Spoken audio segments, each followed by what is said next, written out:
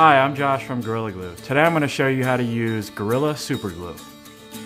The high strength and quick set time of Gorilla Super Glue make it the go-to adhesive for a variety of household projects. Developed for long-lasting repairs in an instant, Gorilla Super Glue is designed with an impact-tough formula to handle bumps and drops with a strong, reliable bond. Gorilla Super Glue is available in 4 different forms: our original liquid formula, a thick and controlled gel formula that works great on vertical surfaces, brush and nozzle, which allows you to apply the glue either through a precision tip nozzle or a fine bristled brush, and ultra controlled gel, which combines the precision tip with the controlled gel formula.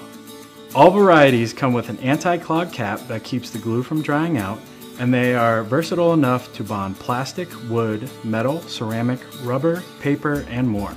Using Gorilla Super Glue is simple, but a few tips can go a long way for your next quick fix. First, clean and dry the surfaces you will be bonding. If you're using Gorilla Super Glue gel, the next step would be to shake the bottle and tap firmly on the cap. This action positions the glue in the tip of the bottle, allowing for easy dispensing.